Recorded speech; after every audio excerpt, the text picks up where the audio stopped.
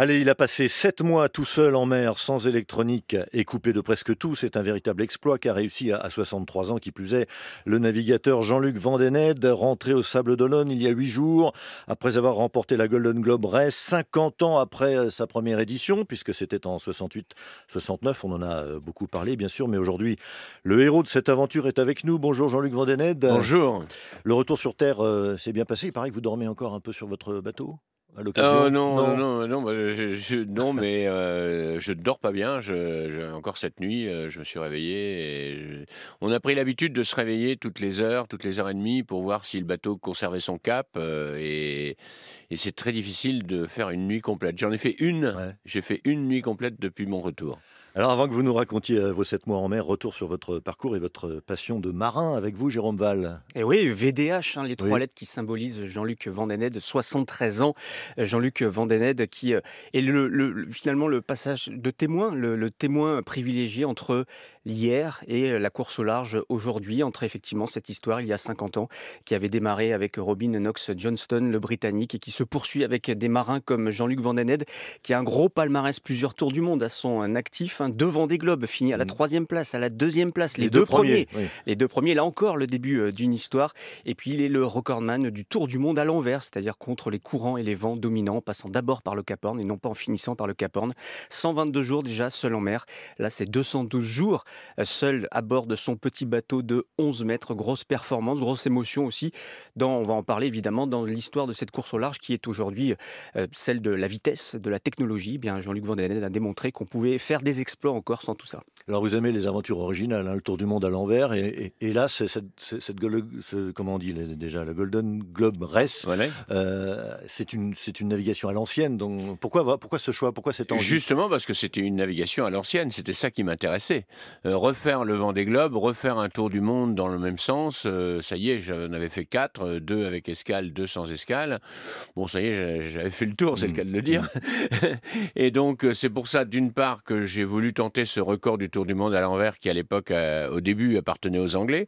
Et donc, j'ai battu ce record et je détiens toujours ce Mm. record.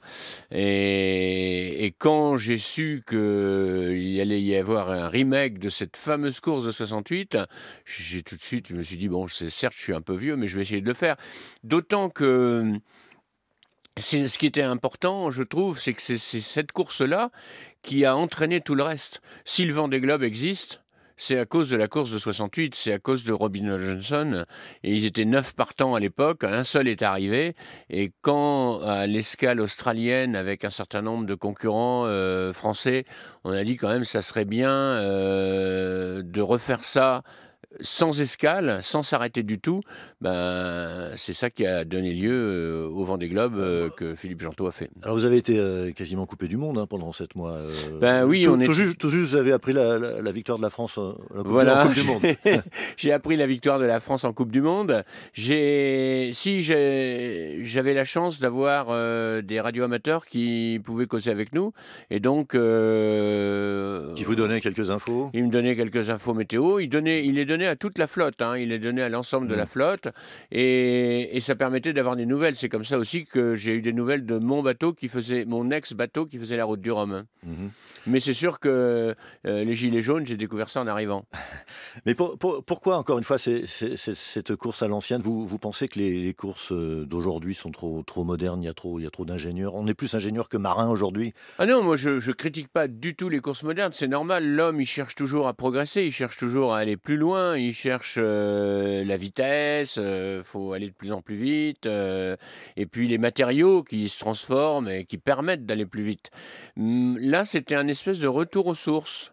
C'était un retour à l'essentiel. On renaviguait comme on savait naviguer précédemment, avec son sextant, avec son loch, avec son compas, et c'était un espèce de retour à l'origine. Et aujourd'hui, vous Jérôme. parlez de ces Vendée Globe. Est-ce que vous pensez que ces marins aujourd'hui seraient encore capables de naviguer à l'ancienne, de retrouver ça? Ah, il serait capable en prenant quelques leçons, oui. Parce que Vous l'avez bien fait. je pense qu'il y a, par exemple, le sextant, je ne sais pas aujourd'hui si beaucoup de marins ont utilisé ça. D'ailleurs, Philippe Péché, qui était un des concurrents qui malheureusement a abandonné, a été obligé de prendre des cours de sextant. Pourtant, il avait fait la Volvo-Ress et la Coupe de l'América, mais malgré ça, c'est pas pour ça qu'il savait se servir d'un sextant. Et donc, et tout est comme ça. Le régulateur d'allure, c'est pareil. Il fallait savoir le régler et savoir l'utiliser. Et la prochaine course pour vous, c'est? Ah ben, la prochaine course, ça sera une régate. Ça sera une course au Sable d'Olonne, une On revient petite au régate classique. de week-end, bien sûr. Jean-Luc Vandened, merci beaucoup. C'est vous qui faites le tirage de la Coupe de France ce soir après Rennes-Lille. Ce soir, voilà, Voilà. je vais essayer de tirer des bons matchs. Voilà. Merci beaucoup d'être venu nous voir C'est un plaisir. dans ce journal de 13h.